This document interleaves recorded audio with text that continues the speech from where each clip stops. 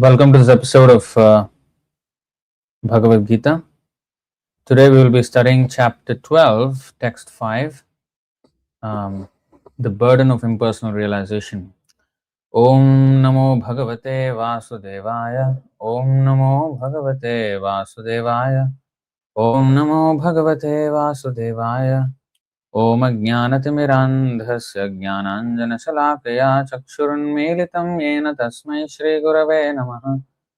श्री चैतन्य मनोभीष्टं स्थापितं येन भूतले स्वयं रूपः कदा मह्यं ददाति स्वपदान्तिकं वन्देऽहं श्रीगुरो श्रीयुतपदकमलं श्रीगुरून् वैष्णवांश्च श्रीरूपं साग्रजातं सहगणरघुनाथान्वितं तं सजीवं साद्वैतं सावधूतं परिजनसहितं कृष्णचैतन्यदेवं श्री राधा कृष्ण पादान् सहगण ललिता श्री विशाखान्वितांश्च हे कृष्ण करुणा सिंधो दीनबंधो जगत्पते गोपेश गोपिका कांत राधा कांत नमोस्तुते तप्त कांचन गौरांगी राधे वृंदावनेश्वरी वृषभानुसुते देवी प्रणमामि हरिप्रिये वाञ्छाकल्पतरुभ्यश्च कृपा सिन्धुभ्य एव च पतितानां पावनेभ्यो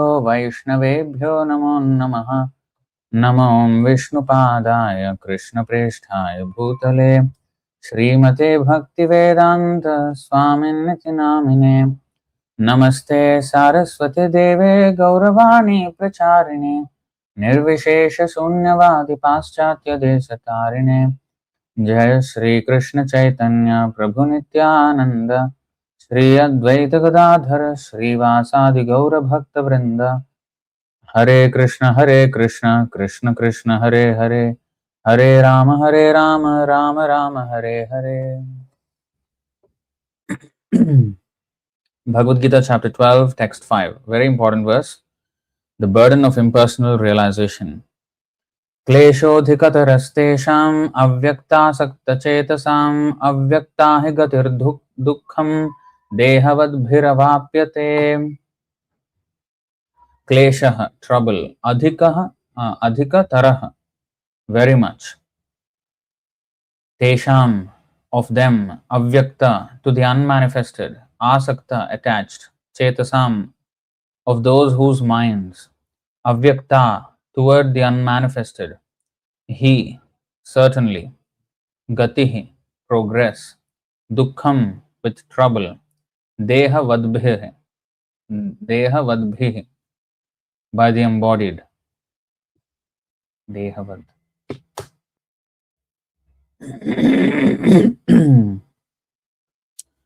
Avapyate is achieved. Translation and purport by His Divine Grace A.C. Bhaktivedanta Swami Srila Prabhupada Ki Jai. Translation: for those whose minds are attached to the unmanifested impersonal feature of the Supreme, advancement is very troublesome. To make progress in that discipline is always difficult for those who are embodied. Purport: the group of transcendentalists who follow the path of the inconceivable, unmanifested, impersonal feature of the Supreme Lord are called Jnana Yogis. And persons who are in full Krishna consciousness, engaged in devotional service to the Lord, are called Bhakti Yogis. Now here the difference between Jnana Yoga and Bhakti Yoga is definitely expressed. The process of Jnana Yoga, although ultimately bringing one to the same goal, is very troublesome.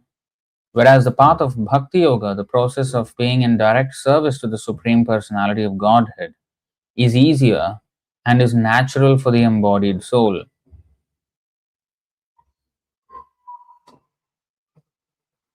The individual soul is embodied since time immemorial. It is very difficult for him to simply theoretically understand that he is not the body. Therefore, the Bhakti Yogi accepts the deity of Krishna as worshipable because there is some bodily conception fixed in the mind, which can thus be applied. Of course, worship of the Supreme Personality of Godhead in his form within the temple is not idol worship.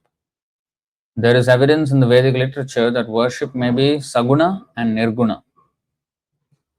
of the supreme possessing or not possessing attributes. Worship of the deity in the temple is saguna worship. For the Lord is represented by material qualities. But the form of the Lord, though represented by material qualities such as stone, wood, or oil paint, is not actually material. That is the absolute nature of the Supreme Lord. A crude example may be given here. We may find some mailboxes on the street, and if we post our letters in those boxes, they will naturally go to their destination without difficulty. But any old box or an imitation which we may find somewhere, but which is not authorized by the post office, will not do the work. Similarly, God has an authorized representation in the deity form, which is called Archa Vigraha. This Archa Vigraha is an incarnation of the Supreme Lord. God will accept service through that form. The Lord is omnipotent, all powerful. Therefore, by his incarnation as Archa Vigraha, he can accept the services of the devotee just to make it convenient for the man in conditioned life. So, for a devotee, there is no difficulty in approaching the Supreme immediately and directly. But for those who are following the impersonal way to spiritual realization, the path is difficult. They have to understand the unmanifested representation of the Supreme through such Vedic literatures as the Upanishads, and they have to learn the language, understand the non perceptual feelings, and realize all these processes. This is not very easy for a common man. A person in Krishna consciousness engaged in devotional service simply by the guidance of the bona fide spiritual master, simply by offering regulative obeisances unto the deity, simply by hearing the glories of the Lord, and simply by eating the remnants of foodstuffs offered to the Lord, realizes the Supreme Personality of Godhead very easily. There is no doubt that the impersonalists are unnecessarily taking a troublesome path with the risk of not realizing the absolute truth as at the ultimate end. But the personalist, without any risk, trouble, or difficulty, approaches the Supreme Personality directly. A similar passage appears in Srimad Bhagavatam. It is stated there that if one ultimately has to surrender unto the Supreme Personality of Godhead, this surrendering process is called bhakti, but instead takes the trouble to understand what is Brahman and what is not Brahman and spends his whole life in that way, the result is simply troublesome. Therefore, it is advised here that one should not take up this troublesome path of self realization because there is uncertainty in the ultimate result.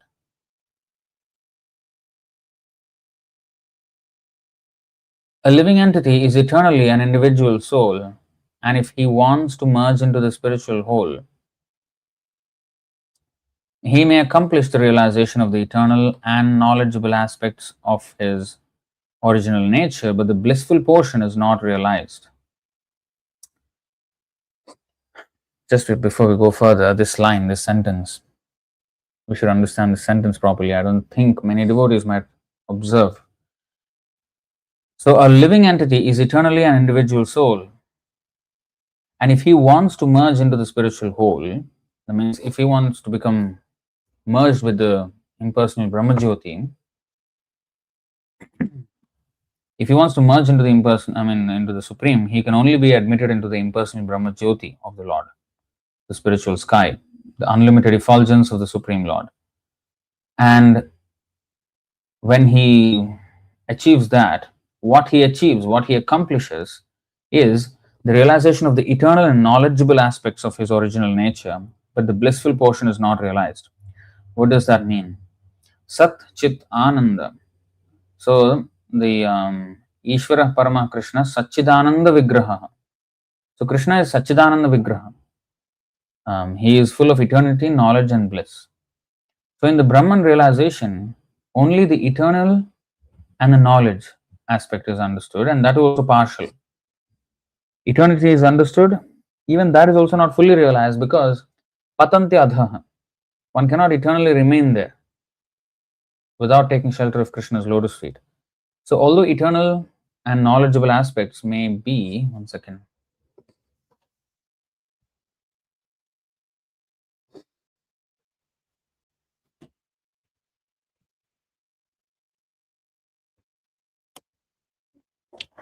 So, although eternity and knowledge aspects may be understood partially, but they will not endure for long because of the offensive nature of the practitioner. If he has no regard for Krishna's lotus feet, Krishna's form, then the blissful portion, which is only realized in service to the Lord, there is bliss. You see, there is Brahmananda. Brahmananda means the happiness of impersonal realization. There is happiness, but it is insignificant, completely insignificant compared to the bliss of service. So, everything is very, very minute, partially realized. Eternity, knowledge, and bliss, not to the fullest extent, but blissful portion, hardly anything. Although there is Brahmananda, it is said here that the blissful portion is not realized because in the 7.437 purport, it is mentioned. Brahmananda is from Bhakti Rasamrita Sindhu. Rupa Goswami says this, that Brahmananda bhavedesha chet parardha munikritah.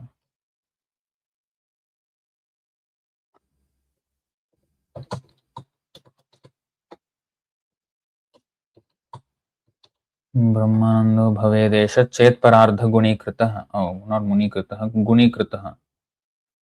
Naiti bhakti sukham bodhe parmanu tulam api. If Brahmananda, the bliss of merging in the Brahman effulgence, were multiplied 100 trillion times, the entire bliss of merging into the Brahman effulgence were multiplied 100 trillion times, it would still not equal even an atomic fragment of the ocean of transcendental bliss felt in devotional service.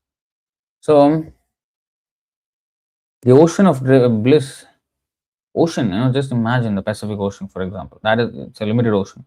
We're talking about Anandambudhi Vardhanam, an unlimited ocean of bliss of devotional service. And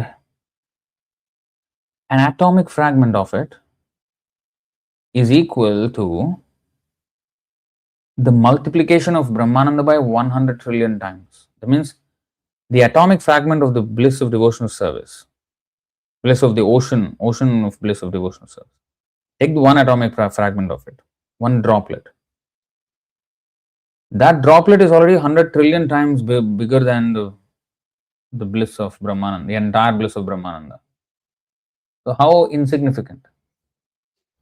So, that's why the bliss is completely absent, it is said. Satchidananda, the Ananda portion is not at all realized. And if a person falls down from there, then the eternity is basically not realized. Although eternity and knowledge aspects are understood to be realized, but if I fall down from an eternal position, then even if I remain in eternity for 100 million, trillion, gazillion years, and I fall down after that, that's a blink in time of eternity. Eternity is always infinite. You take any big number divided by eternity, it becomes zero, right? That's the definition of eternity or infinite.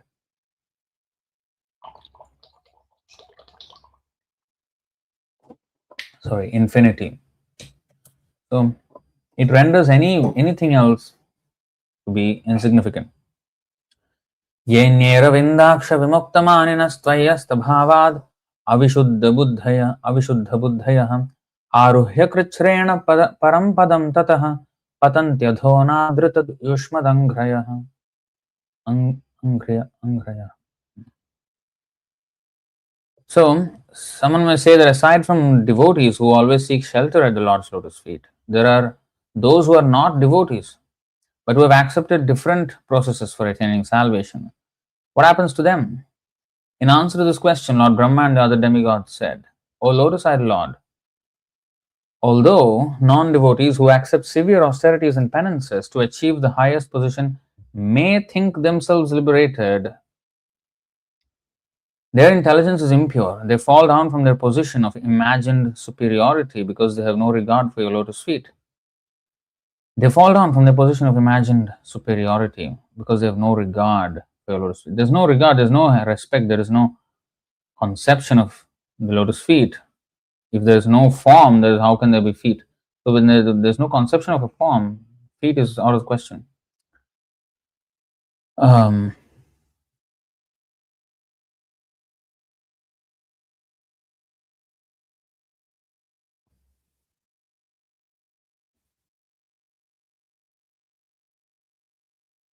hmm. Okay, so going back to the purport again.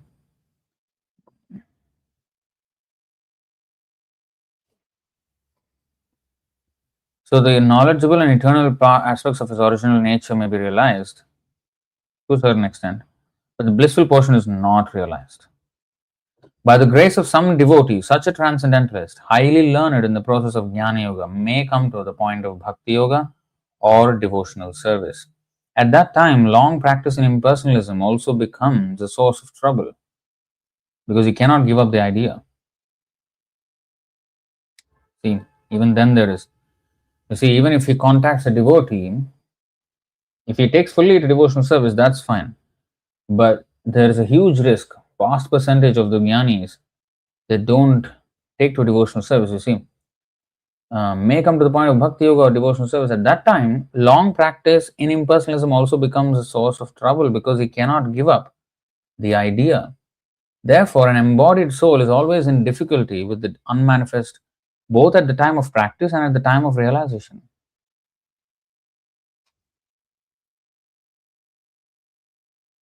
This is an important point.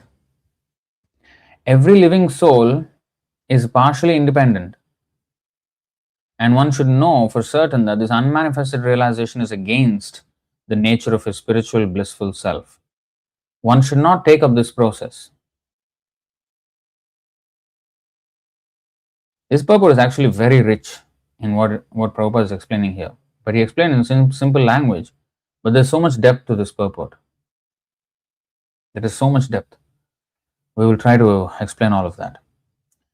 One should not take up this process. For every individual living entity, the process of Krishna consciousness, which entails full engagement in devotional service, is the best way. If one wants to ignore this devotional service, there is the danger of turning to atheism.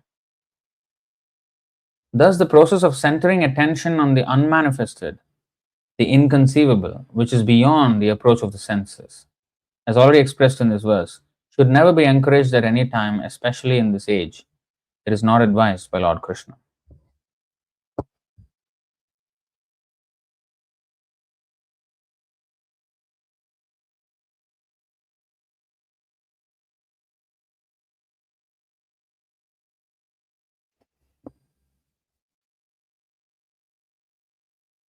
Okay. So, this is a very, very interesting purport, very deep purport. See, when we read Prabhupada's books,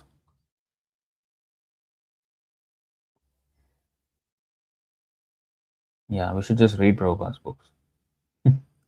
What I was going to say is, there's so much depth, and we should read it purposefully. We should read it closely. You know, when we're reading, we should try to understand what Prabhupada is trying to say. So, what I mean by that is, for example, I can read this, and for example, the group of transcendentalists who follow the path of the inconceivable, unmanifested, impersonal feature of the Supreme Lord are called Jnana Yogis, and the persons who are fully conscious, fully Krishna conscious, engaged in devotional service to the Lord are called Bhakti Yogis. Now, here the difference between Jnana Yoga and Bhakti Yoga is definitely expressed. The process of Jnana Yoga, although ultimately bringing one to the same goal, is very troublesome, whereas the path of Bhakti Yoga, the process of being in direct service to the Supreme Personality of Godhead, is easier and is natural for the embodied soul. So when we read this, of course, it depends on level of realization, level of service, mercy of the spiritual master, and also how attentive one is to understand what the author is saying, what Srila Prabhupada is saying. Why? Okay, for example, let's take this sentence. Why was the need to put this word embodied here?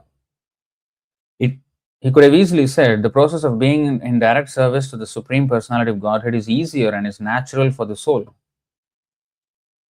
Why embodied soul? These are the kind of things I'm trying to talk about. To notice what is the purpose of such, not just reading the words, but why did Prabhupada use such words? What was the point of using the word embodied?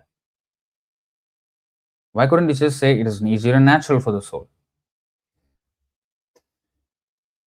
So, does that mean in how to say, inversely, does that mean for the unembodied soul, means who doesn't have a material body, embodied means one who is trapped inside a material body. The soul who is trapped inside a material body. What is that? The conditioned soul is the embodied soul. The pure soul in the spiritual world, in the Vaikuntha, they don't have material bodies. They are not engaged in the material bodies. The bodies that they have in the spiritual world are spirit themselves. They are not material bodies.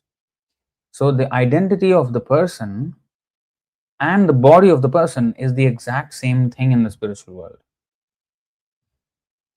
Abhinnatvan namanaminoham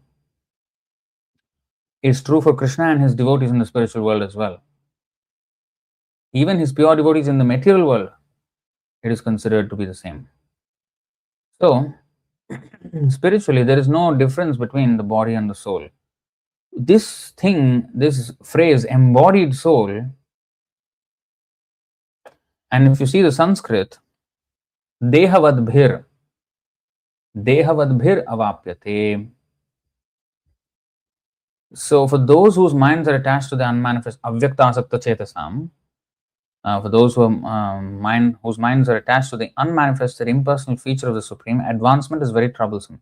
To make progress in that discipline is always difficult for those who are embodied. Dehavadbhir.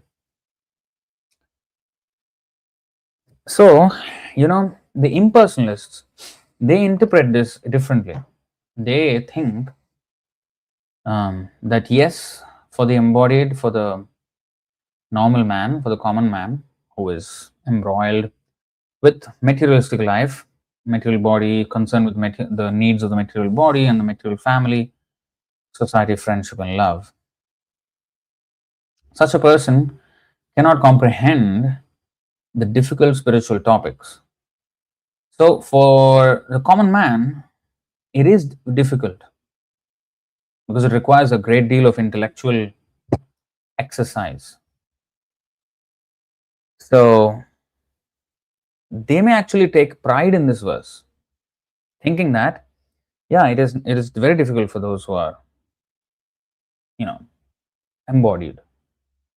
But I'm trying to come out of the embodied, suppose I'm the impersonalist, I'm trying to come out of the embodied by logical reflection and by analyzing, by analysis of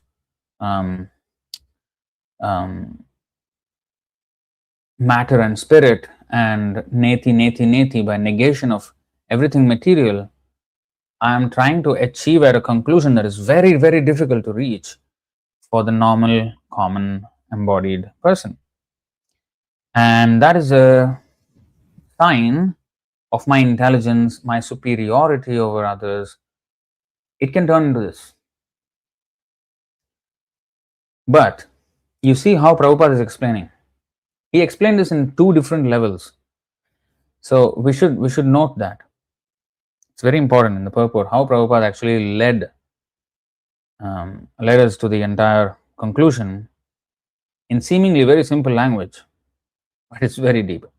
Once we understand it, we will better appreciate and we will be better equipped to answer many, many challenges that come our way in the name of, impersonal realization is better than personal realization. Because it is difficult, you are taking to the easier path, which is deity worship, and bhakti yoga, which is for the those who don't have much intelligence, they can take to bhakti yoga, but those who have intelligence, they should take to jnana yoga. This is the real conception that these people have, impersonalists. It's a misconception that they have, that bhakti yoga is for less intelligent people, for it to be easy for them, but for the more intellectual, more um, you know higher class beings, jnana yoga is the way. Analysis. You don't have such brain for analysis. I understand. You take to bhakti yoga, I take to jnana yoga. So they may even be tolerant of bhakti yoga, but in this way, their understanding of bhakti yoga is that it is a lower rung of practice meant for the lower, lesser intelligent people. And the difficult path, which requires much more intellectual capacity, that we are undertaking, so we are more superior. That's the understanding they have. But you see, so that argument can be nullified if we really understand its purport. We can counter that argument. And we can also counter the argument of the question regarding deity worship. Why do we worship the deities? Is it idol worship? You're saying, no, it is not idol worship, it's deity worship. Okay, what is the difference between deity and idol? If you can't give me a different description than what I think idol is, then you're not actually, solving my doubt about this whole process. So we need to know how to explain the deity and why it is simple. Prabhupada made a very, very important, you know what the most crucial point of this entire purport is? The most crucial sentence? I think it's somewhere at the bottom here.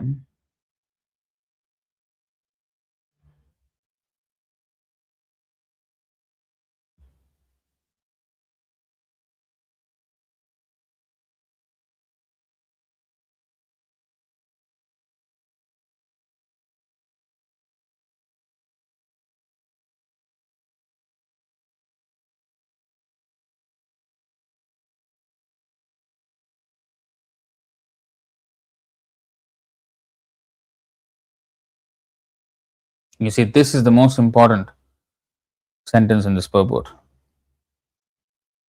And the entire purport is based on the fulcrum of this, is pivoting around this sentence. An embodied soul is always in difficulty with the unmanifest, both at the time of practice and at the time of realization. This is the most important line in this purport. And the entire purport is revolving around this line. This is the axis. So, what does that mean? So, okay. In contrast, devotional services is the opposite.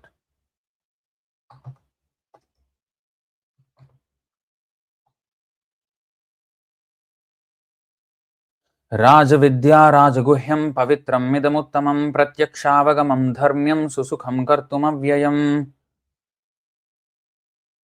This knowledge is the king of education, the most secret of all secrets. It is the purest knowledge, and because it gives a direct perception of the self by realization, it is the perfection of religion. It is everlasting and it is joyfully performed. And what kind of a joyfully performed? At all levels. Even at the basic level, it is joyfully performed. And this is testified by, I think, Yamunacharya. Yeah, Yamunacharya. Yadavadhi mama chetah Krishna padarvinde nava nava rasadhaman yudyatam rantumasit tadavadhibat nari sangame smaryamane bhavati mukha vikarah sushtu nishthevanam cha. Since my mind has been engaged in the service of the lotus feet of Lord Krishna and I have been enjoying an ever new transcendental humor, whenever I think of sex life with a woman, my face at once turns from it and I spit at the thought. So, you see, Nava Navarasa Dhamani Udyatam Rantumasit. So at every step, there is newer and newer and newer taste, ever fresh. So let's go back to that purport and understand the whole thing. So we will understand one by one, okay? What is the difficulty with the unmanifest at the time of practice? And then what is the difficulty with the unmanifest at the time of realization? We need to understand these two things. And then we will understand the entire context of the purport. So, at the time of practice, we are in the conditioned state. At the time of realization, we are in the liberated state. Even the impersonalist, when he's practicing, he's still in the condition and he's purifying himself. Sattvam yad brahma darshanam.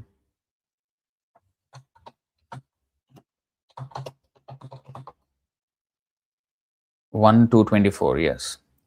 Parthivad dhumas tasmad agnistrayimaya tamasastu rajastasmat sattvam yad brahma darshanam. See, unless we come to the point of sattvam and pure sattvam, we cannot have brahma darshanam.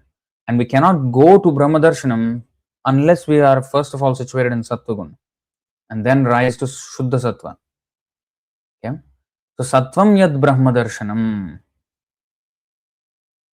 Firewood is a transformation of earth, but smoke is better than the raw wood, and fire is still better.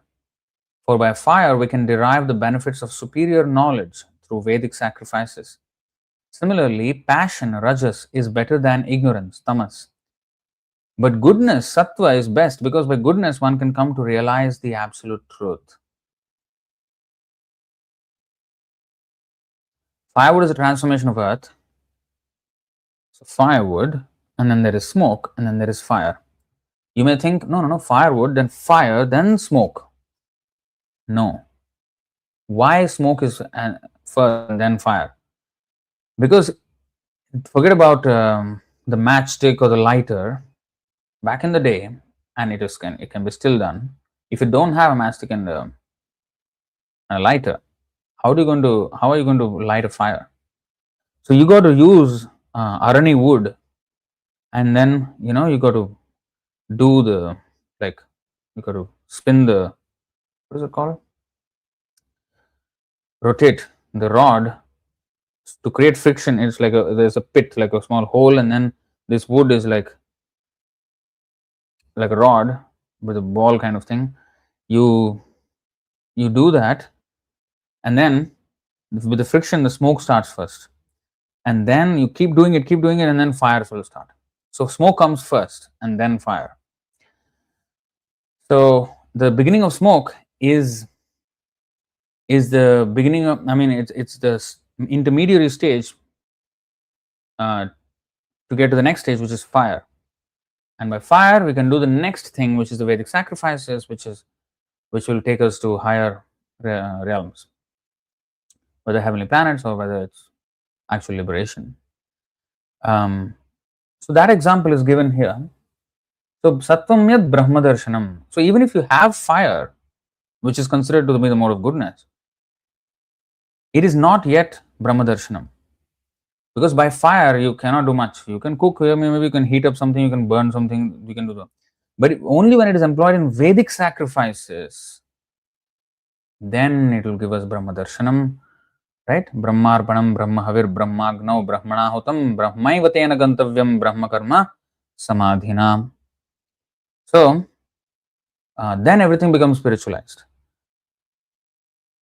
So with that, when everything becomes spiritualized, just like the fire, the smoke, the wood also becomes fire. And in the end, the wood is also consumed. So similarly, the fire of Krishna consciousness can consume all the material modes and extinguish the fuel,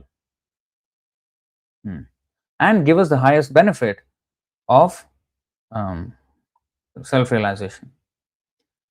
So of course, the fire can be other things, as described in the 4th chapter of Bhagavad Gita. The sacrifice need not necessarily be the physical fire, but the fire of sacrifice. The sacrifice. What are we sacrificing? For example, If I sacrifice my hearing of nonsense materialistic topics, but I fill my ears with Krishna Katham and Krishna Nam, then that is a sacrifice. I'm sacrificing my tendency to hear unnecessary sounds and hearing about, but and I'm using it for hearing about Krishna. So that's a sacrifice. So although it's not a physical fire, it's a sacrifice. So anyway, so if we fill ourselves with Krishna like that, then Brahma Darshanam. So Sattvaguna and then Brahma Darshanam. Now, that's the whole point of sacrifices and all of these things. Embodied soul at the time of practice. Our difficulty in klesha, adhikataraha means taraha, like taraha means comparative, tamaha means supreme, positive, comparative, superlative, good, better, best. And good is good, better means okay, better than the others. There's a comparison, comparative, and best means superlative. It means it's the best among all, better than everything else. If I say better, better than something, but maybe worse than something else. So it's somewhere in the middle. But best means it's the superlative degree. It's at the highest. It's better than everything else. That's the best. So tamaha means the most. Taraha means more. And then nothing means this is a positive. That's just a stated reality. That's all. There's no comparison, nothing. So adhika taraha, it's very, very difficult. Not just difficult, not just adhika, klesha adhika. No. Klesha adhika means already it is a lot of suffering, trouble. Klesha means trouble. But adhika taraha means even more. It's just added emphasis. Whereas, we will come back to this, but whereas devotional services is the opposite. Klesha gni, the 6 aspects of devotional service.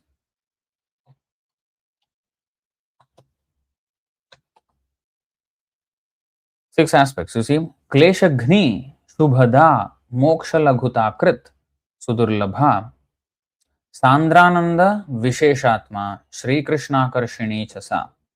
So Kleshagni, Shubhada, Moksha Laghutakrit, Sudurlabha, Sandrananda Visheshatma, Shri Krishna Karshini Chasa. 6 aspects of devotional service.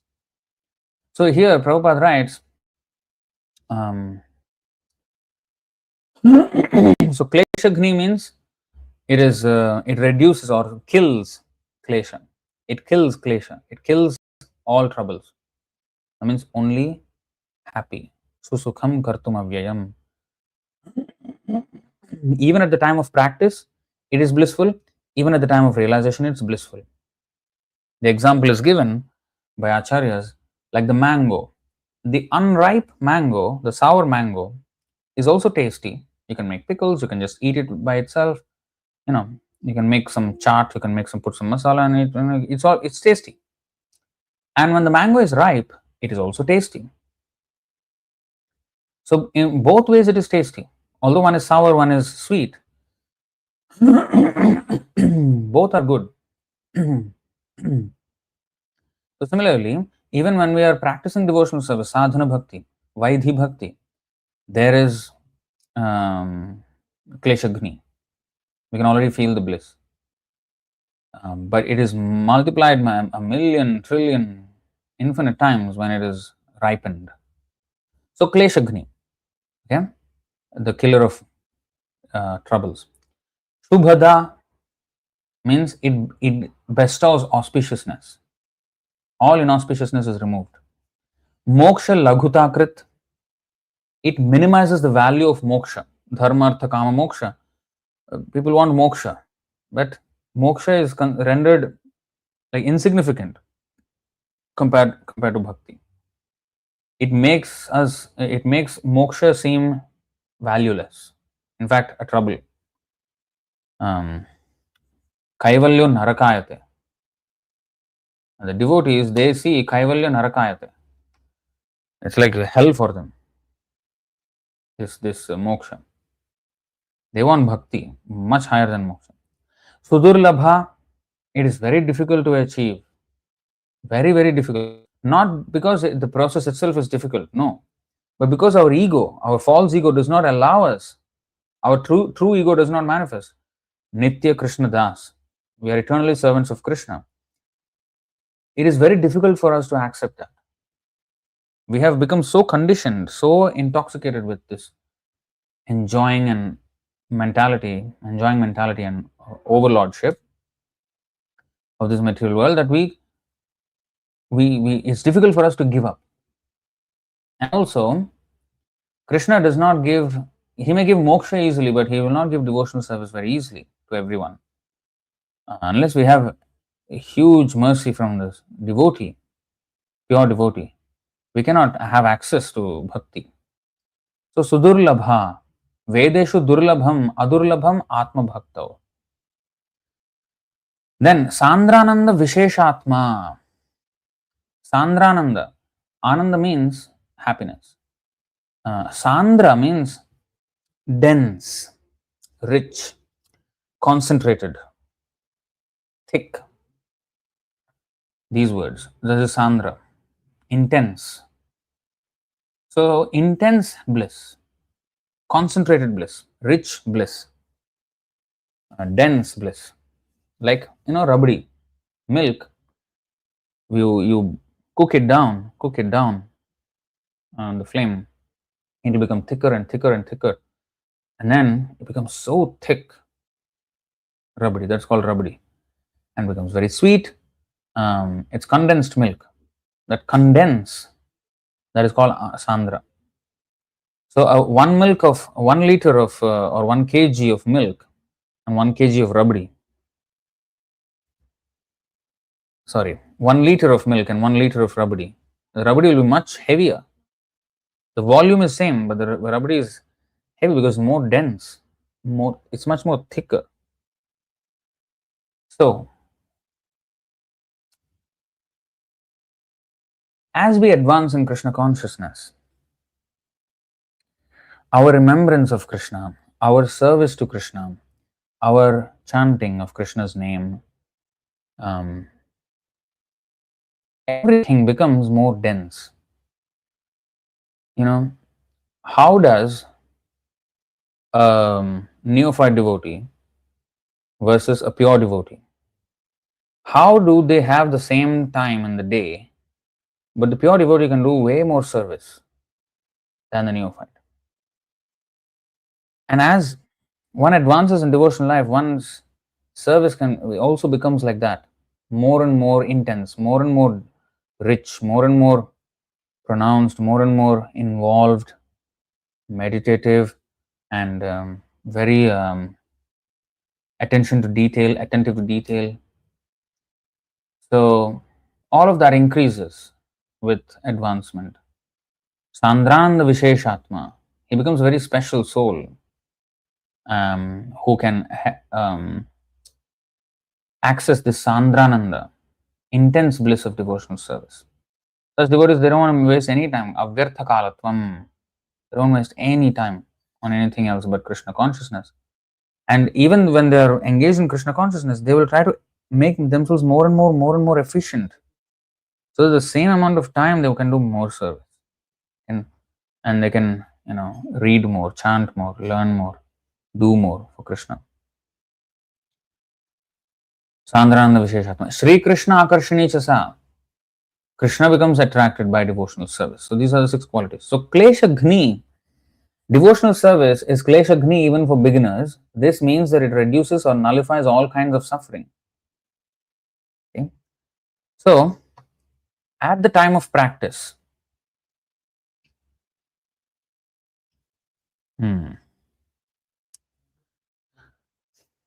okay, somebody is writing here. I almost always cry when I chant my rounds. Well,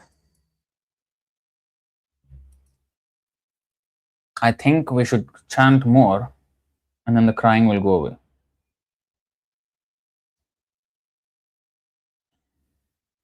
We should not cry, because we should not make it a cheap thing. The crying of the pure devotee and the crying of the neophyte is totally different. We should not make it ever a cheap thing. We become sahajiyas if we do that.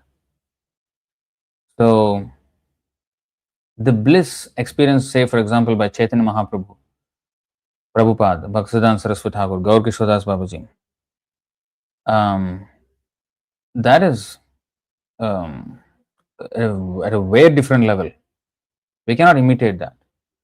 So, Gaur Kishodas Babaji said this.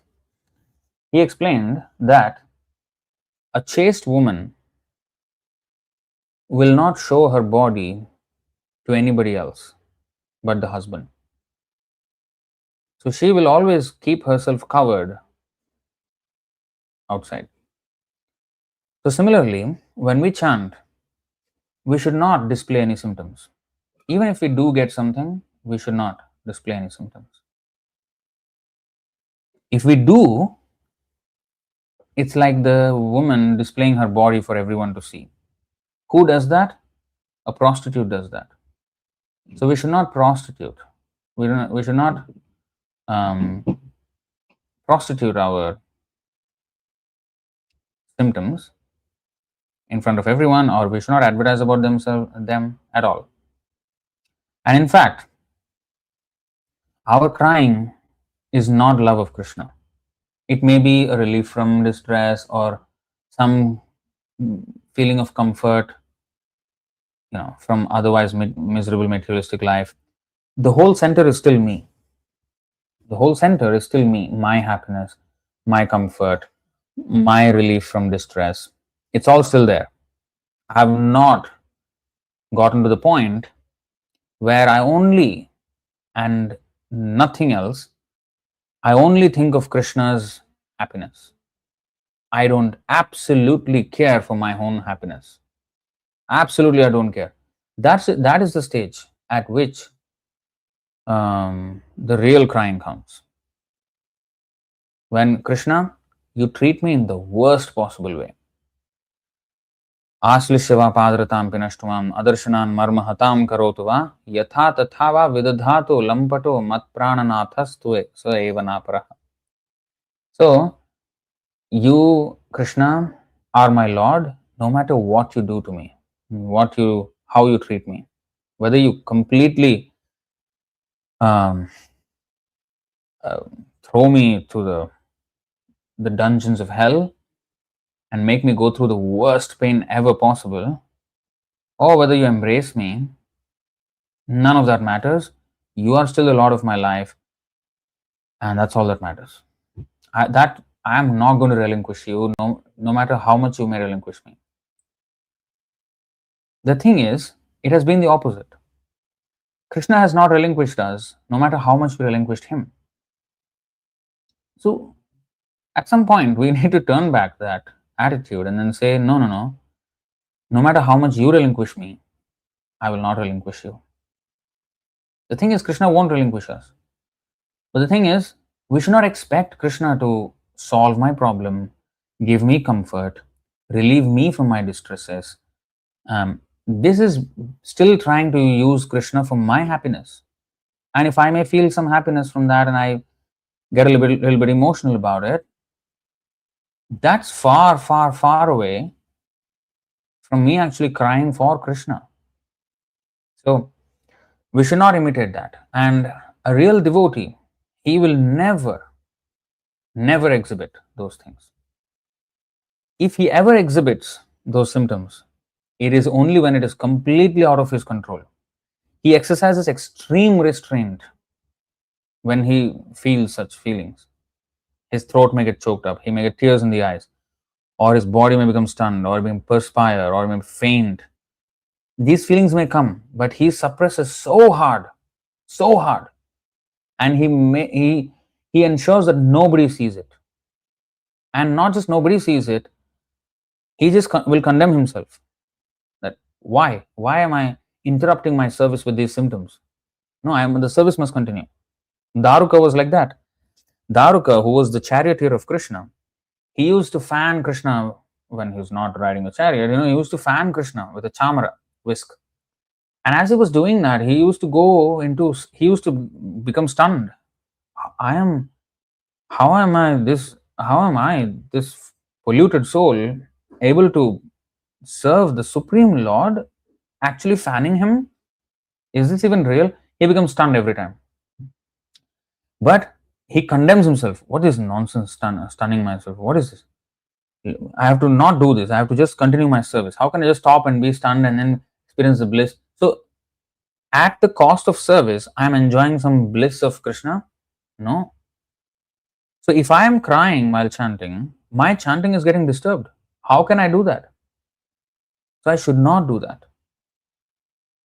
So, when it is said that crying and all this nayanam galadashradharaya vadanam gadgad ruddhaya gira pulakar nichatam vapuh kada tava nama grahane bhavishyati, we should always aspire to such a stage. We should never think that I have achieved such a stage. If we think we have achieved such a stage, that means we are in illusion. Because the person who has actually achieved such a stage will always think that he has not achieved such a stage. He Radhe Vrajadevike Chalalite, He Nanda Suno Kutaha. Where are you, Krishna? Where are you, Radha? I'm not seeing you. But some devotees say, I have seen Krishna last night. It was so blissful. Okay. I mean, sometimes, in very, very rare occasions, for some special devotees, yes, Krishna may come as a dream. Don't imitate that. Don't lie about it. Don't take it cheaply. And even if you did see, don't just share it with everyone. It's not so cheap. Because everyone will start to say, oh, I also saw Krishna yesterday. Yeah, you told me that night I also got a Krishna dream. Krishna came and, okay. So it becomes very, very cheap. As if Krishna is like, a cheapskate fellow who will come in everybody's dream and, and when he's awake, he's completely daydreaming. And when he's dreaming, he's fully awake and seeing Krishna. Come on. So let's not make this a very cheap thing. So we should be very cautious about this. Anyway, coming back to the point, the difficulty at the time of practice for the impersonalist. What is the difficulty? First of all, we are in a bodily concept. Okay, so we identify everything with a body.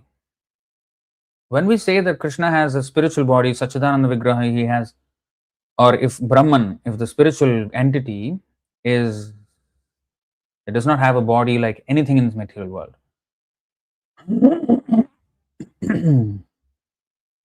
Then it is difficult for us to imagine. Sorry. It is difficult for us to imagine what are we supposed to imagine. It will be difficult for us to imagine what even it is that we need to imagine. We should not imagine, we should know for certain. But when we try to understand the featureless Supreme, we have hands, so Nirguna, he does not have hands. Yes, he does not have hands like these, but he has spiritual hands. So it is very difficult to ascertain the real nature of the form of not only the Supreme Lord, even ourselves we do not know. How the soul looks, we do not know. We can't even see the mind. We can't see intelligence. Intelligence is finer than the mind. False ego is even finer than the intelligence. The soul is even finer than the false ego. So it's so fine, it's very, very subtle. And the Supreme Lord, of course, is of the same quality, but he is unlimited. So if we can't even see the infinitesimal, how are we going to see the infinite? So the infinite will be always infinite and imperceptible through our senses. Adhokshaja, aprakrita. So how are we going to imagine, or we should never imagine how to even conceive of such a reality? Compare that. So that's why it is very difficult. In fact, there is no such thing as a thoughtlessness. There is always a thought. Even the attempt to become thoughtless is a thought. The thought to attempt to become thoughtless, that itself is a thought. So we cannot at any time be without thoughts. We cannot be without any sense perception. Only a dead stone would not have any thought, would not have any conception, would not have nothing. So we now are in the bodily concept. So we cannot meditate on the unmanifested at this point. And therefore the deity is given. So the deity is the Archa Vigraha, is the form of the Lord. It's not idol worship, whimsical stone worship or paint worship. No, this is based on Vedic descriptions of the Lord. Although he has a spiritual body, his form of Sham Sundar, it is described. He has a spiritual body, but he has a body. And Shyamam Tribhangalalitam Niyata Prakasham. So is eternally manifested in the threefold bending form, and that form is spiritual. But because we cannot understand how to even perceive something so subtle, Krishna is kind enough to make it easy for us by coming in the form of Archa Vigraha, so that we can actually meditate on the Lord, we can see the Lord. And why would the deity work? Oh, it is easy for the less intelligent, because you cannot put your intellect to the unmanifested, and that's why you need this deity worship and all that. That's how the impersonalists perceive it as. Oh, in the beginning we may need this, in the ultimate end we should give up this. They say the envelope,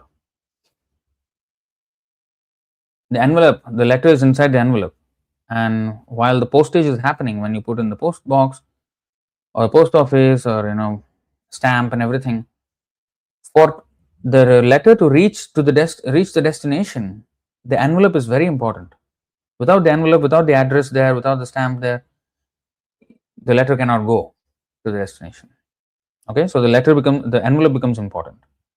The content is the letter. The envelope will enable it to travel.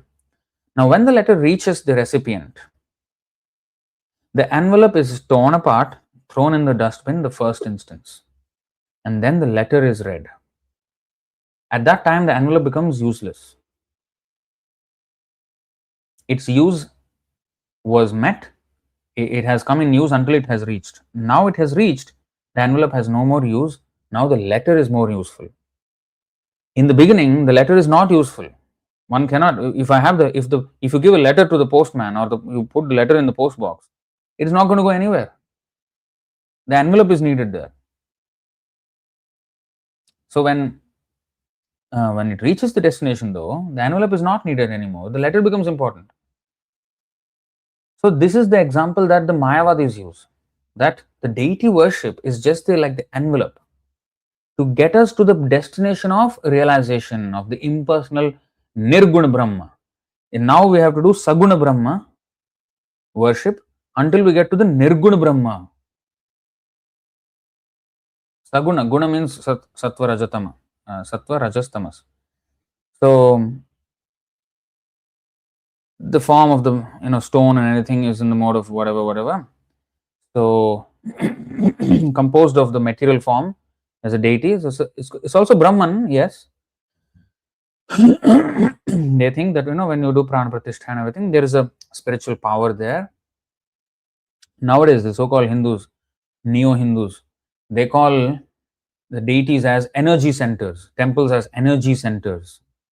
The deity is a manifestation of the divine in energy capsule, something like that. They try to use hi-fi words to describe the deity in the temples, sacred energy spaces.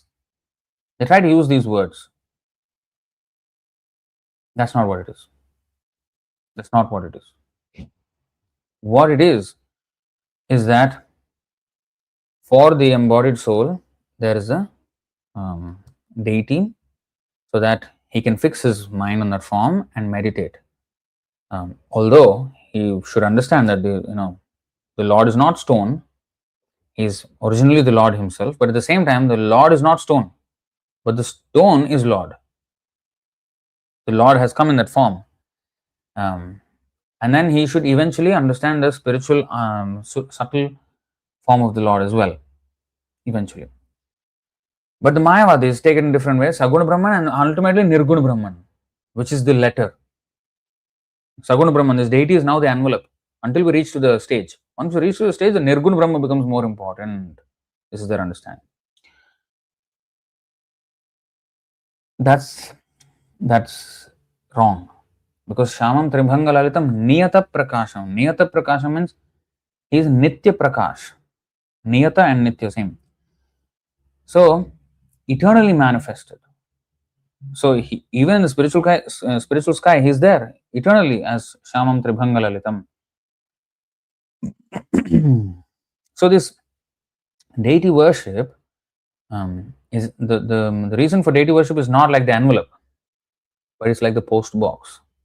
Prabhupada gave the example of not the envelope, but the post box. So, why it is not idol worship? It is not idol worship because idol means you worship the stone, you get nothing. In fact, you go to hell if you worship stones. But when it is authorized form of the Lord, and the Lord Himself gives directions on how to worship the deity. In fact, 11th Canto, 27th chapter is all about how to do deity worship. So, why would the Lord tell that? So, when the Lord tells it, it becomes authorized. Shaili darumayi lauhi lepya lekhya cha saikati manomayi manimayi pratima ashtavidha smrita. Pratima means vigraha, the deity. Ashtavidha smrita, 8 kinds of deities. What is that? Shaili, made of stone. Darumayi, made of wood. Lauhi, made of metal. Lepya, made of clay, sandalwood, and other substances laid down as a paste.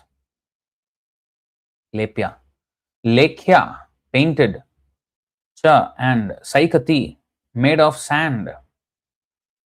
Manahamayi, conceived of in the mind. Manimayi, made of jewels. Pratima, the deity. Ashtavidha, in 8 varieties it is remembered. So the deity form of the Lord is said to appear in 8 varieties: stone, wood, metal, earth, paint, sand, mind, or jewels. So, and then in this whole chapter, how to worship the deity is also explained by Krishna himself to Uddhava.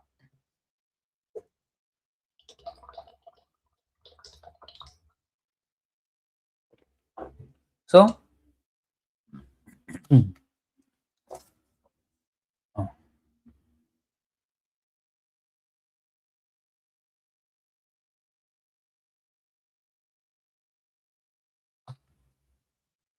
so how come Krishna explained this? So that means the deity, when he authorizes, then that is no more material.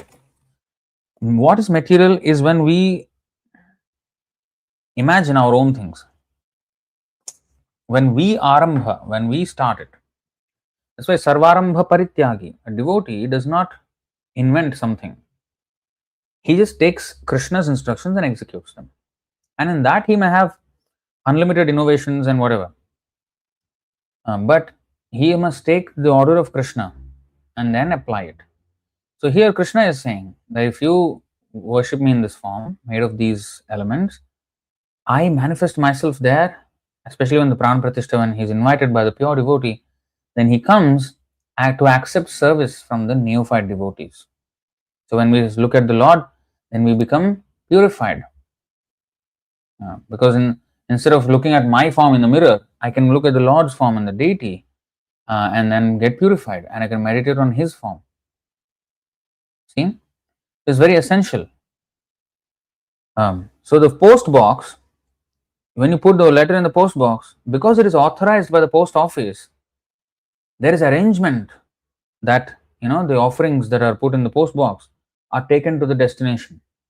The same way, basically the post box is as good as the post office. For the convenience of the people, there is a post box so that he doesn't have to walk or travel so far to the post office. So it's for convenience. So when we do not have, one second.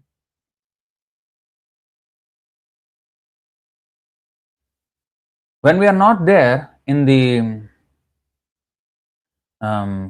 stage of spiritual realization yet, we are neophytes, then we need something more accessible. That is the post box, that's a deity form, as good as the post office, because the same effect is there. Whether you put the letter in the post box or you go to the post office and give it to the counter to the person there, it will go to the destination. It will go. So it is the same thing. But if I think, oh, that post box is also far away, I'll just put one box, the same color, okay, red color, right? Okay, red color, I will make it. Okay, they have some slit open. Okay, fine. I'll make the same box and I'll put it in my home and say, you know what, too far, I'll just put it in my home. It should go. It will not go because it's not authorized by the post office. So if I make my own thing, that's not deity worship. That's idol worship. That's something else. But deity worship is Krishna's benediction on us, that we can serve him even though we are in the bodily concept of life, and we can only see dull things like stone or wood or paint or like this. We cannot see the subtle reality, the spiritual reality. So for us dull-minded, dull-visioned people, there is Krishna comes in a form which can be accessed even with our dull senses, and he accepts services. We can serve, we can dress the Lord, we can cook for the Lord, we can decorate, and we can conduct festivals for the pleasure of the Lord, and let others also come and have darshan of the Lord. In this way, everybody benefits. So, for the embodied soul, and because we have a bodily concept, it is easy to meditate on the bodily concept instead of doing this logical reflection and analysis and paralysis. That oh, neti, oh, he's not this, he's not that. Yeah, intellectualizing and philosophizing about the whole thing. A person who is even illiterate, if he comes and looks at the deity and feelingly offers prayers or even bows down, namaskuru. So if he just bows down in front of the deity, immediately he is acknowledging that you are the Supreme Lord and my head belongs at your feet. I am your servant. That is the conclusion of all Vedic understanding. The bowing down, Mam Namaskuru, when Krishna says, how come it is so easy? No, it is easy because that is our position. It is easily achieved. We can go through the rigor of understanding, and we should, depending on how much is our intellectual capacity. And even if we are not intellectually aware, if we just hear from the devotee's mouth, we will realize it. And that is explained here.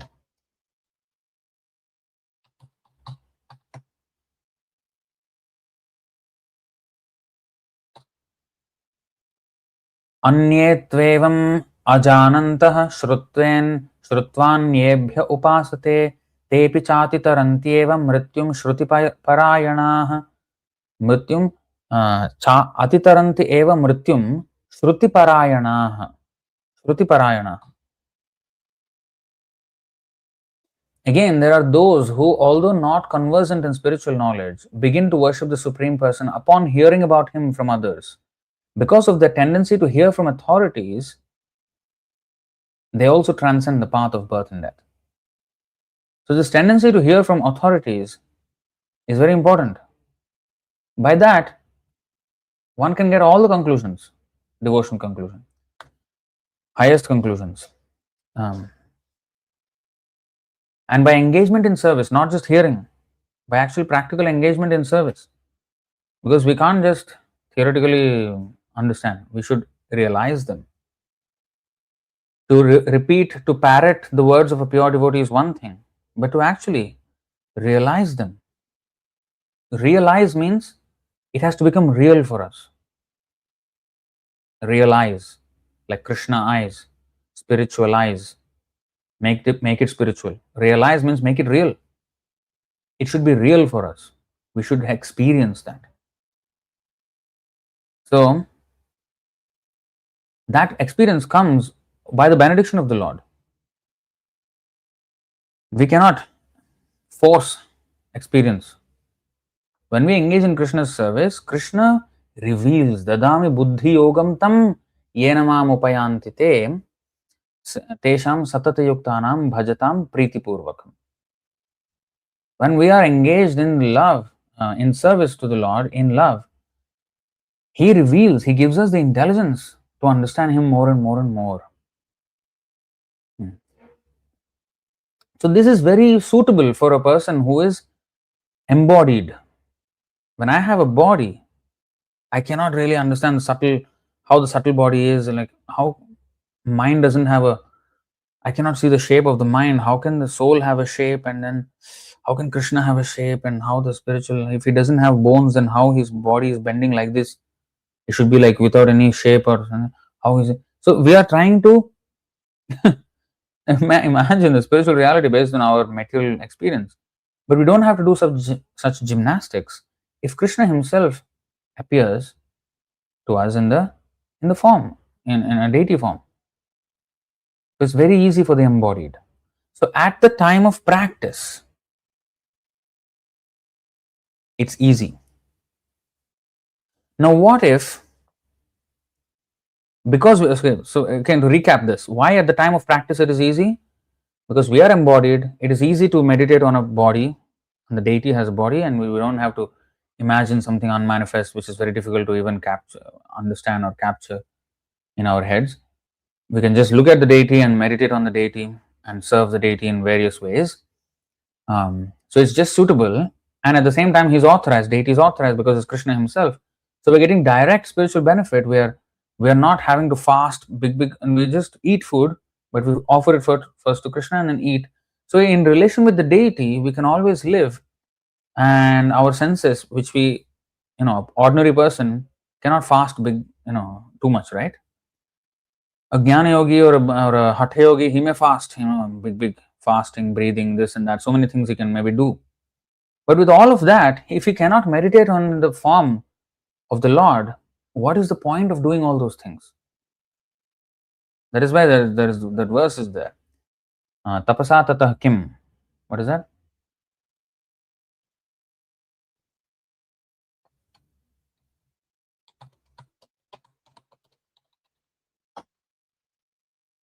आराधितो यदि हरिस तपसा ततः किम, नाराधितो यदि हरिस तपसा ततः किम, अंतर्बहिर यदि हरिस तपसा ततः किम, नांतर्बहिर यदि हरिस तपसा ततः किम. So if I am worshipping Hari, what is the use of tapasya? But if I am not worshipping Hari, what is the use of tapasya?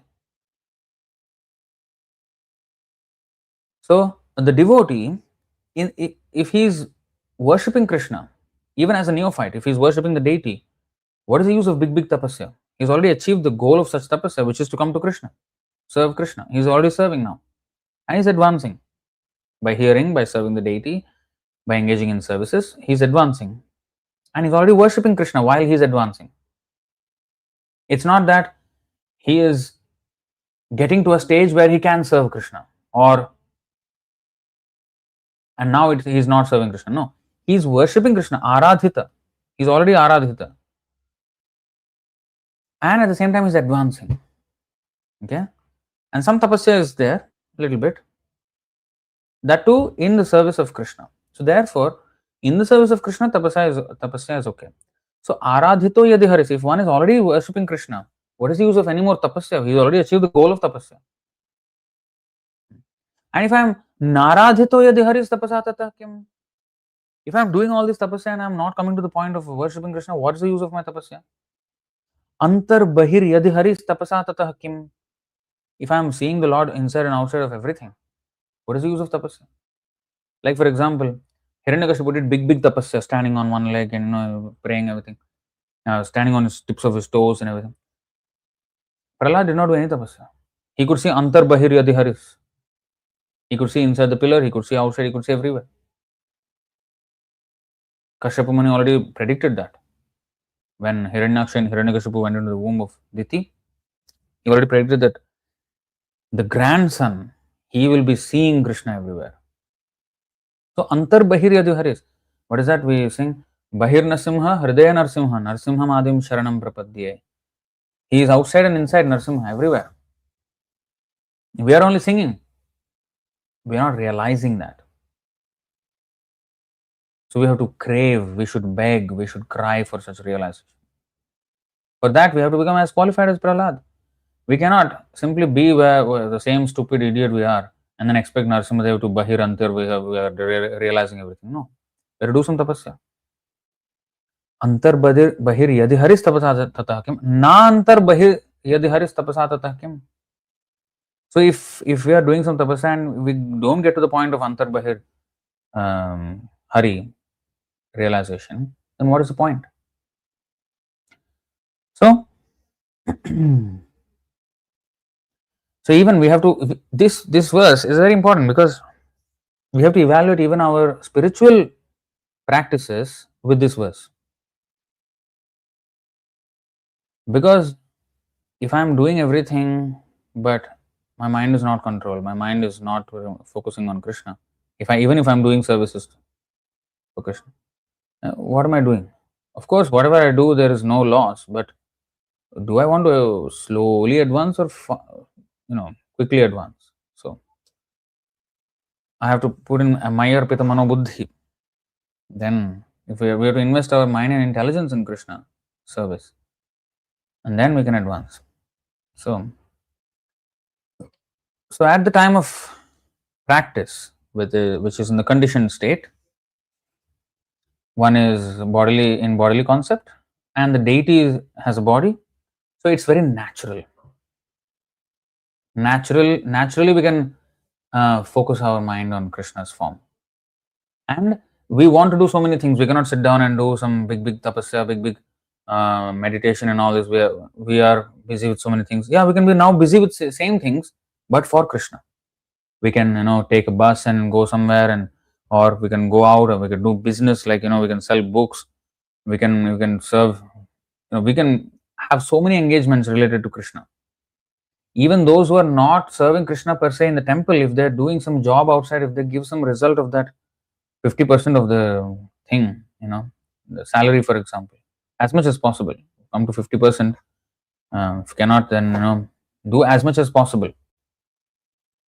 We should do the most that is possible for us, as much as possible, not as little as possible. People think, I'm doing as much as possible, I'm doing. No, as much as possible, to the maximum extent possible, you're doing it. So we should evaluate like that. So we should do more, as much as possible for Krishna. So in that way, that also becomes dovetail into devotional service. So in this way, whatever I'm doing, I can still continue doing, because that is the nature of my now embodied circumstances.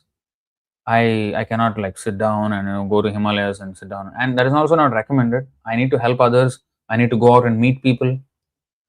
So it's a very and when I'm in the materialistic life, when I'm not a devotee, I'm also meeting people, I'm talking things, and now also I can go and meet people and talk things, but about Krishna. I can do business, I can do job, but my job is Krishna centered. I also go and meet people. I try to push Krishna instead of promoting some lipstick or some perfume or some other product. Yeah. I can promote Krishna book, Bhagavad Gita, Bhagavatam, Chaitanya Charitamrita, convince people and change their lives. So it is very suitable for the embodied person, and preaching is the most suitable thing for the embodied soul. If you're going to go to Himalayas, it's not suitable. Not many people can do that. And even if you do that, what is the benefit? Because you're not helping yourself so much, you're not helping others at all. Whereas if we are in the midst of the busiest place, society, then we are helping them. And we are also, it is natural, we don't have to do big tapasya to be somewhere in the mountains or somewhere, afraid of snakes and spiders and cockroaches and all these insects and wild animals. We can be in the comfort of the city and preach. So it is natural for the embodied soul. So it is very naturally we can engage in all these services. But is that then meaning that, oh, because you cannot do those things, okay, you do simple things. But those who can do, they are much higher. But no, they are not. That's the other thing. So at the time of realization, how does the klesha, the difficulty exhibit itself in the case of impersonal. So in this conditioned stage, the impersonal person, the impersonal practitioner, he will try to imagine, how the Supreme is not a person and neti neti neti, or not this, not this, not this, not this, and it doesn't have a form, it doesn't have sound, it doesn't have a shape, it doesn't have what is that smell, it doesn't have we have ability to carry, so he does not carry, he does not talk, so if we negate, then we cannot come to actually, okay, he cannot do this, cannot do this, cannot do this. What can he do? What is he? We cannot understand. Like if I hide some say chanting bag, okay, chanting bag in my hand, and then I hide behind my back and I say, what is in my hand? I can say it is not a water bottle, it's not a pencil, it's not a phone, it's not a pencil box, it's not a light, it's not a battery, it's not a, yeah, okay, so what is it? What is it? If I say this is a chanting bag, you automatically know it's not a battery, it's not a pencil box, it's not a phone, it's not a, you automatically know. You don't need to tell so many. Tell one thing, and with that you will tell everything else. So we should tell like that. So the positive description, negative description means what it is not, what it is not, what it is not. That is negative description. Positive description is what it is. So when you give positive description, automatically you know that all the other things you don't need to tell again. So, but if you tell all those things, you will never be clear about what it actually is. Not only is it so much effort to tell it in a million ways what it is not, but you're still not giving the actual reality of what it actually is. But if I say what it actually is, you automatically saying there is nothing else and it's this, and you exactly know what it is now. So is it not the easiest? That's exactly the difference between this impersonal and personal. When impersonal, Krishna is the supreme absolute truth. Oh, that's it? Yeah. Finish. Nothing else. But he is everything. Oh, that's it. Okay. Search is ended. The quest comes to an end. People like to be in this quest, never ending quest. And if they're given an answer, they say, oh, that's too deterministic. That is too specific. No. You should let everyone explore their truth. If you're really exploring, if you're really after the truth, if somebody is giving the truth, why don't you actually take it? If you don't want to take it and you just want to be in the explorative stage, you're not actually in the quest for the truth. Because quest has to end somewhere. You cannot be unlimited quest. What kind of investigation is that? If you are investigating something and it's going on and on and on and never come to the conclusion, what kind of investigation is that? You're not serious about the investigation. That means serious about investigation means come to the point. Come to the point. What is the conclusion? So that's exactly how it is. So we should not be like, oh, that's too specific. Oh, you cannot say that he's only Krishna like that. You cannot limit him. That's not limited. Understand it. When you say Krishna is not limited, he's not limited. You understand Krishna first. Why he's not limited. So this is the problem for the impersonalist. He cannot conceive and he keeps on speculating and speculating and speculating. This is the difficulty. And he cannot even fix his form on the Supreme Lord. So there's no profit. All his speculation, all his analysis and paralysis, it's actually paralysis. So all his super analysis did not get him to a point to determine what the actual truth is. Whereas the neophyte, even in the bodily concept, even though he has not completely realized himself as the subtle soul and as Supreme Lord as the Supreme Soul, like philosophically and in a subtle way, he's already started his service. And whatever, even if he did not advance much, that little he has done is a huge asset. Whereas this person who is saying no, he's never even had the slightest idea of what it actually is, the Supreme Absolute Truth. So he has no profit. He has no positive information of the Absolute Truth.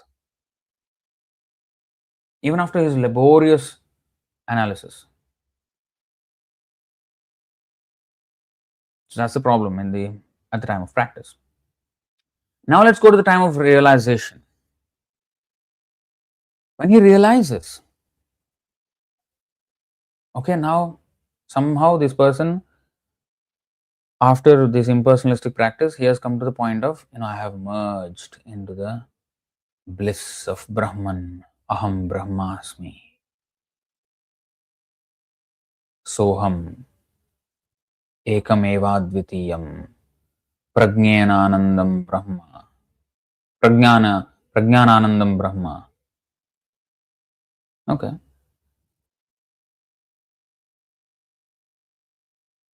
What are you going to do in that stage? Just sit down and just space.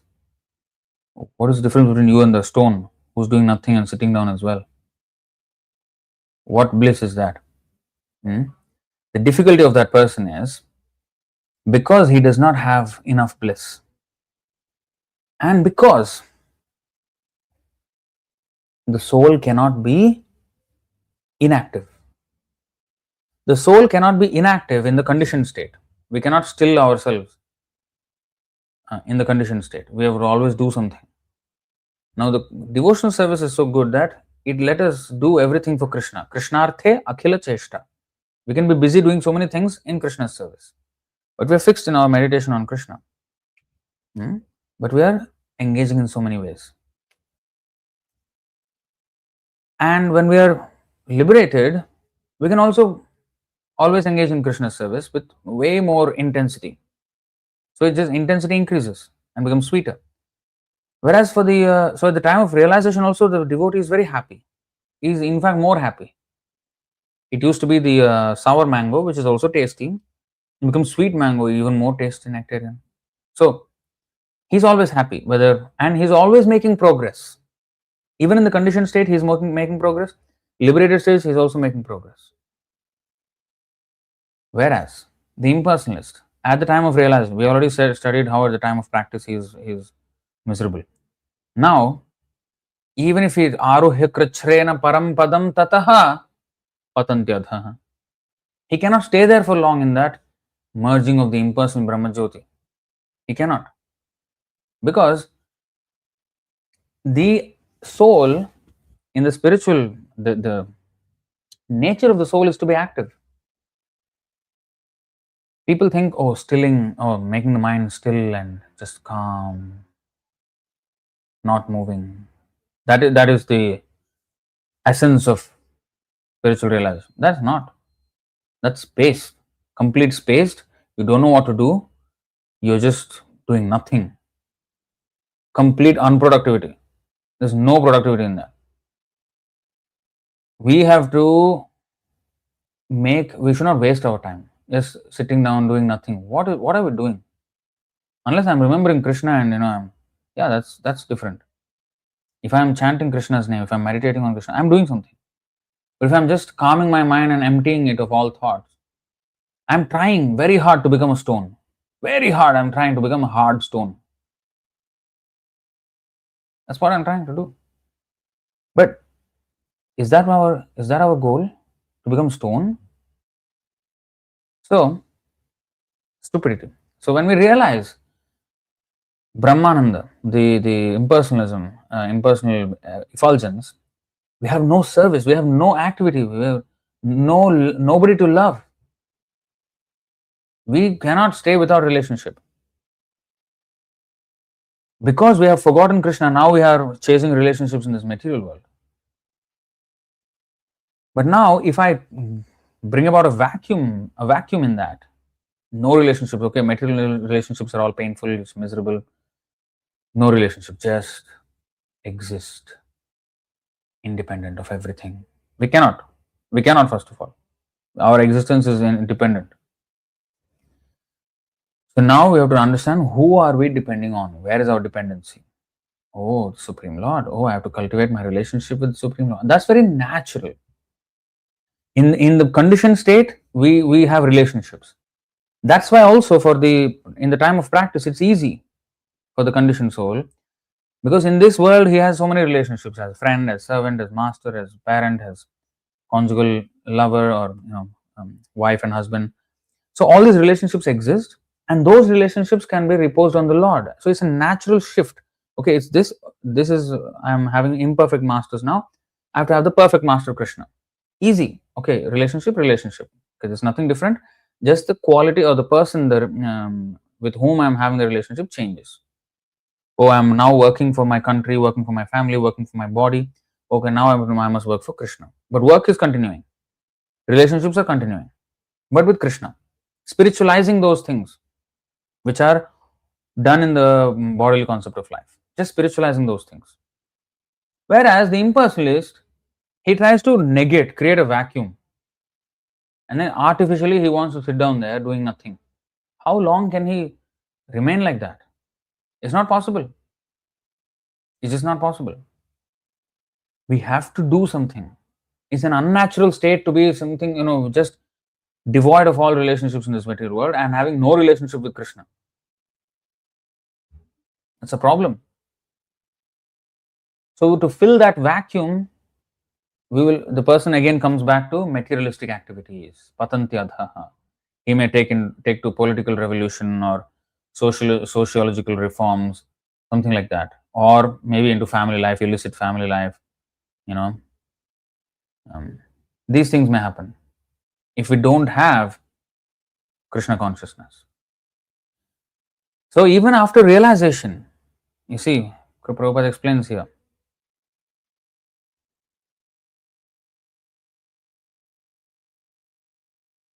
It is stated there that if one ultimately has to surrender unto the Supreme Personality of Godhead by bhakti, but instead takes the trouble to understand what is Brahman and what is not Brahman and spend his whole life in that way, the result is simply troublesome. Therefore, it is advised here that one should not take up this troublesome path of self realization because there is uncertainty in the ultimate result. Uncertainty.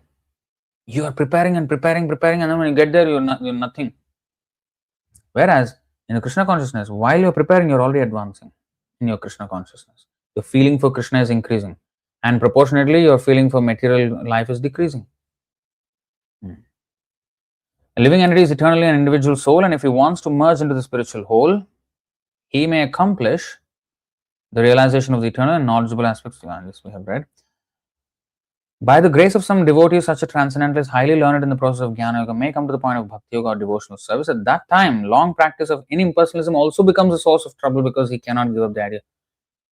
So, even after that impersonal realization, if he comes to Bhakti, he still takes a lot of time to actually acclimatize himself to Bhakti. Many times he may even fall away because he cannot give up his impersonal way yet. So, when the plant is young, you can bend it. When you grow into a big tree, how you can bend it? So when he's habituated in one way, then it's very difficult to again change his habits, change his understanding, change his mode of thinking. Unless he's very, very fortunate um, to be able to give up everything that he has learned, like Sarvabhauma Bhattacharya, so learned, so prestigious, but yet he could give up. He was humble enough to give up everything that he has learned and completely change his position to the other side to become a bhakta, which he was against all this while. So, whereas for the devotee, his natural, because in the stage of realization, he's even more namagane sadaruchi. He's always enjoying, enjoying means not sense gratification, but by making Krishna happy, he's becoming happy that Krishna is happy. So, he's chanting his name and, he's just in bliss. He's chanting his name, is serving him, has no need for him to learn knowledge other than devotional service, because with devotional service he automatically has all knowledge. Vasudeva Bhagavati Bhakti Yoga Prayojita Janayatyashu Vairagyam Jnanam Chayad Ahaitukam.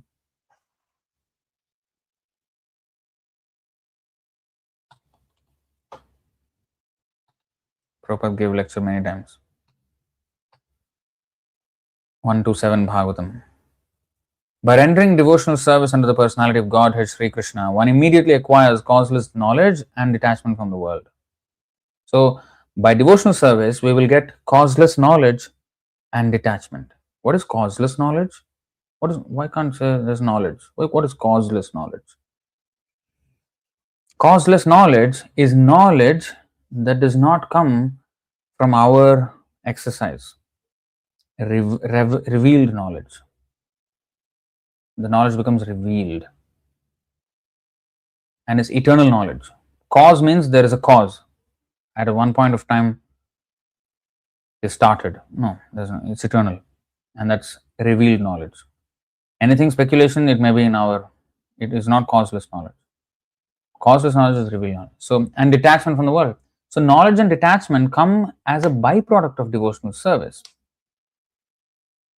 So, that's why engaging in devotional service from the conditioned state to the liberated stage, or from the conditional stage to the constitutional stage, it's bhakti is the easiest way, the most natural way, and it's the most successful way.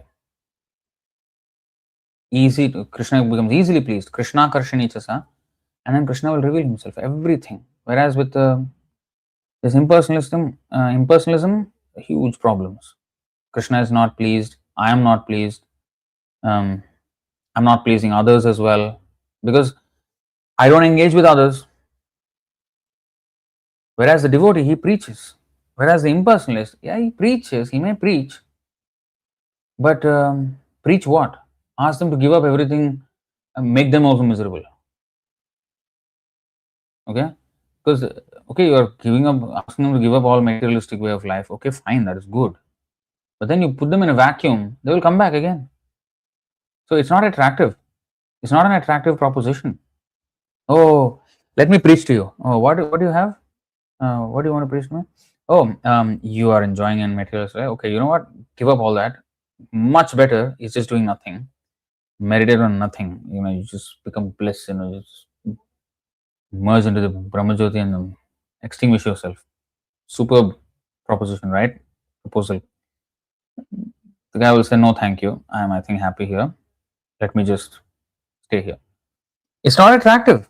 Whereas when you have the supreme lovable person, Krishna, and you can engage in his service while even staying in materialistic life, even in family life or whatever, if one becomes Krishna conscious, and then when he starts to take to the process, and he becomes actually happy, even in the starting stages. And as he progresses more and more, his happiness only increases and he becomes more and more detached from the material world because of his attraction, because of his attachment to Krishna. As a byproduct, he will be able to give up attachment to the material world. He becomes detached. Whereas in the impersonalism, there is a force of detachment without enough attachment to anything. That's a difficult thing. We cannot remain detached. Detachment is a myth. It's a myth. We have to remain attached either to materialistic, security in the form of, family, country, and all of this, or we have to get attached to Krishna. Detachment we cannot.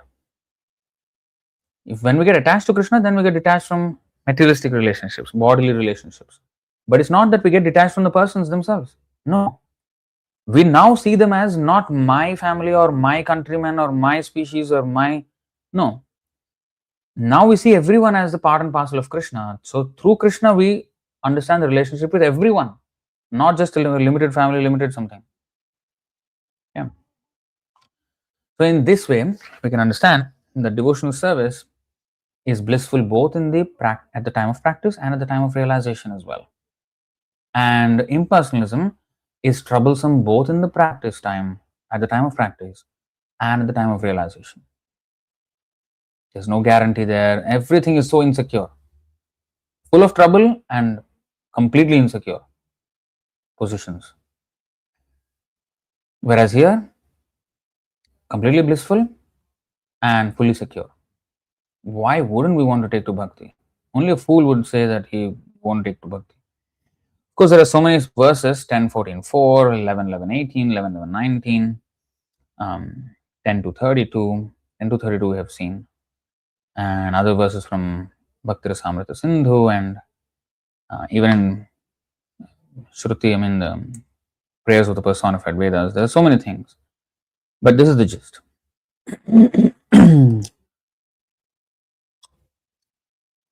Okay, so Adi 798. Okay, I don't think I have much time. Let me go and see what is Adi 798. I may briefly go through that, but I may not go extensively. You can probably read on your own.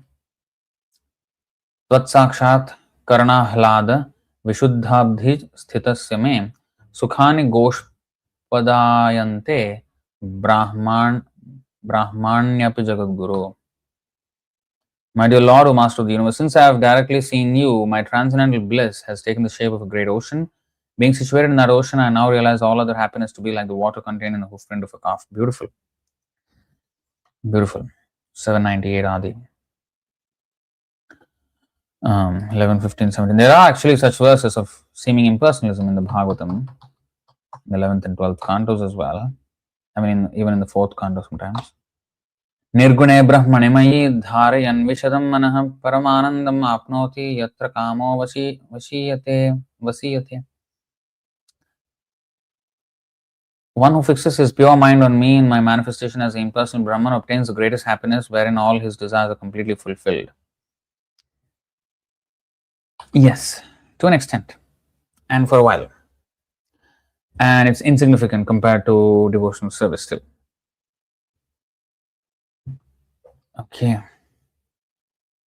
That's why we should, if we quote these verses and out of context, without the Paribhasha Sutra, which is the guiding principle or the apotheosis of all arguments, if apotheosis means, the culmination of all arguments, if the apotheosis of all arguments, which is the Paribhasha Sutra, which is the guiding principle with which every other argument should be understood, if we don't have a grasp of that, we will never understand the statements of Bhagavatam. Why is Bhagavatam here saying like this and there saying like that and this and that? So it will be difficult for us to capture unless we understand the full context of it and the full the culmination of all of those arguments.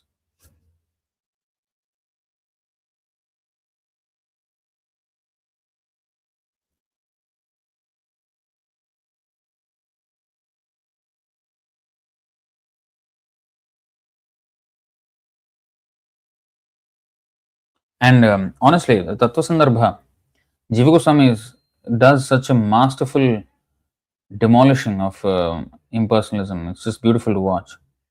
I do not have time to go through all of that, but it's an absolute pulverizing of the arguments of impersonalism.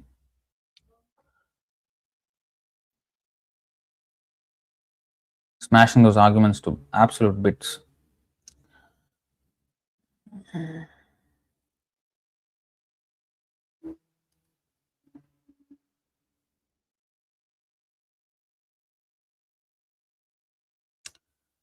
So here the question is, if we are still under the modes of nature or in sense enjoyment, our mind will be our guru.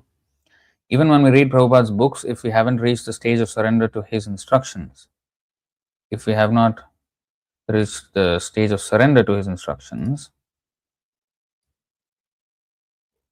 for example, Sandhagopal Prabhu's degree of surrender to Prabhupada's instructions is vastly different from ours. Our understanding may be flawed.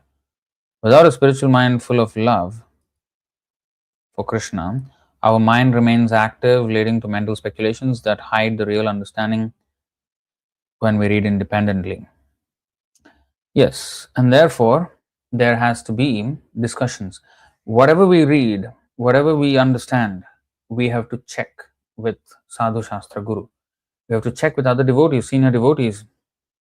That's why it is said, Sajati Ashaya Snigdhe Sadho Sangha Svato Vare Srimad Bhagavatarthanam Asvado Rasikai Hisaha 22.131. So we should always study Bhagavatam in the association of devotees. Bhagavata Padagya Bhagavata Sthane. श्रीमद्भागवतार्थानाम् आस्वादो रसिकैः सह सजातीयाशय स्निग्धे साधो संगः स्वतो वरे. One should taste the meaning of Srimad Bhagavatam in the association of pure devotees, and one should associate with the devotees who are more advanced than oneself and who are endowed with a similar type of affection for the Lord. So we should do that. Parasparanukathanam pavanam bhagavadyashah. So we should discuss with other devotees and check our realizations.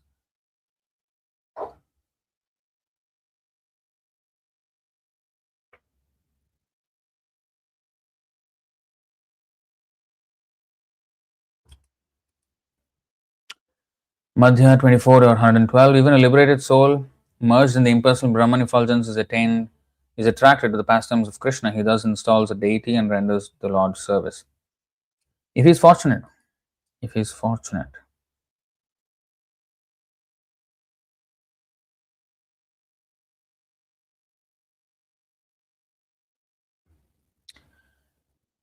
Deity worship is quite the opposite of what Mayavadis say. It helps turn meditation into something more personal and focused.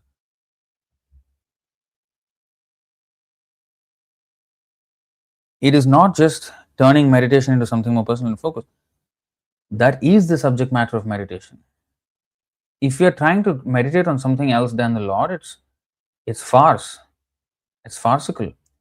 So, yeah, and it's personal and focused, and we begin to already develop a relationship with the Lord. For example, if I see a flower on the while I'm walking, I may pluck it and let me offer it to Krishna. So you see, I am thinking of Krishna even when I see a flower. How to offer it to Krishna first. So I'm thinking of Krishna. That's meditation. So meditation does not have to be confined to a pose on in a lotus sutra, in a lotus position, and then I'm like this. This is meditation. No. Meditation means at all times, in all circumstances. That's meditation. And because Krishna is a form, it's easy to meditate. Yes, because we already used to a bodily form. You don't have to change much. Krishna's form, and become spiritualized. You don't have to go to the intermediary formless nonsense. Directly from material form to spiritual form. And eventually, everything will be realized by service and by knowledge and everything. But we can advance all the while as we are advancing, as we are learning all those things, we can advance and will enrich our understanding as well. Whereas without devotional service, we cannot understand anything. Anything. We're so poor in the whole thing.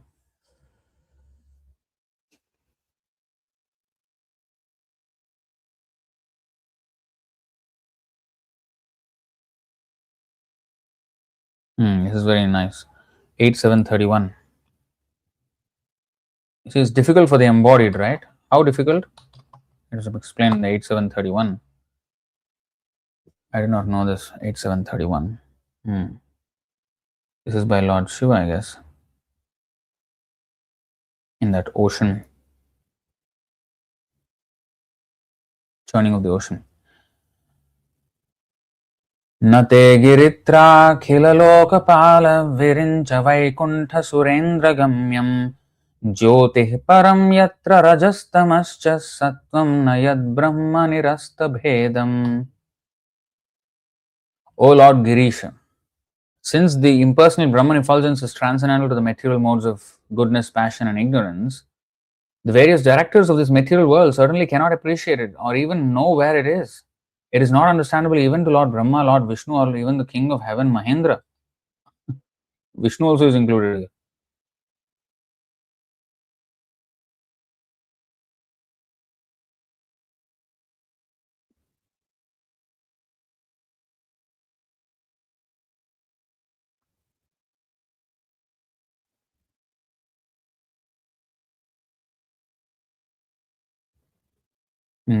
There must be a explanation on why Vishnu is mentioned here.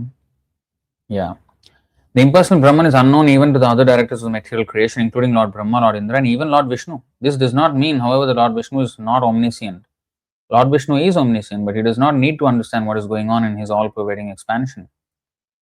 Therefore, in Bhagavad Gita, the Lord says that although everything is an expansion of Him, Maya tatamidam sarvam, He does not need to take care of everything. Nachaham teshva avasthitaha, since there are various directors like Lord Brahma, Lord Shiva, and Indra. So, this is the explanation by Prabhupada. So, that's why we have to understand it through the statements of pure devotees, otherwise, we'll be misled.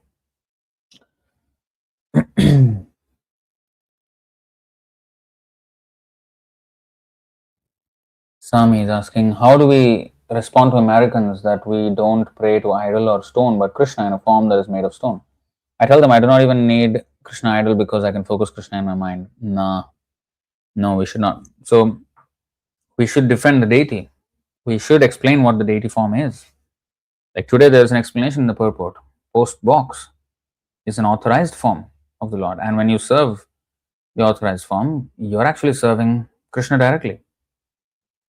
So the Lord is, it's His extraordinary mercy that even though He's so unapproachable, so subtle, so far away from us, but yet He's so merciful that He agrees to take on a form which we can see with our naked eye, with our materialistic eyes, dull senses, and engage in all sorts of services to Him in that way. So this is the explanation of the deity. We should understand the argument properly. We should not say, "Oh, I don't need a Krishna idol because I can focus Krishna." We are not that advanced. We are not that advanced. It is a very, very, very high grade standard to actually think of Krishna all the time. That's not always possible, especially the form of Krishna. So our answer should be properly presented according to how Prabhupada presented. We should learn how Prabhupada presented himself when he was asked the question of the deity. And these are the arguments that were given. And you can refine your argument. I can go on length on how to explain this, but this is the crux of it. And I think you should just study how Prabhupada answered it. So when even if you've given the wrong answer, but then you should clarify it in your own mind. You should have the debate with yourself. You should be the guy asking the question, what is this? Why are you worshipping stone? What is this? Paganism or whatever. So you got to develop your arguments by reading Prabhupada's quotes on this, explanations on this, our Acharya's explanations on this, and then build up the argument so that you can face. Better have the debate in private with yourself and with devotees to refine your understanding, and then than to be humiliated in public. Sometimes humiliation in public is necessary so that I may actually take it seriously and question it myself and then learn up everything that needs to be learned. And then next time I can actually defend Krishna and his deity form properly. Otherwise, if I say, if I cannot defend Krishna's deity properly in argument, then that is not good. If I am having deity and Shri Vigraharadhana Nityanana Sringara Tanmandira Marjanado, if I am engaging in the service of the deity and all our festivals, everything is deity. It's all for the deity that we're doing. So we need to be very, very fixed up in our understanding of why we're worshipping the deity and why it is not just stone worship or idol worship. That's how we should develop our argument.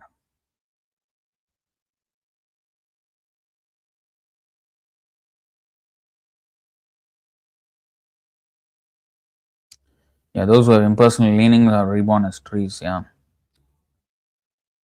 Neti Neti Prabhu, we regard Lord Vishnu in devotional service. 12.6.32. Okay.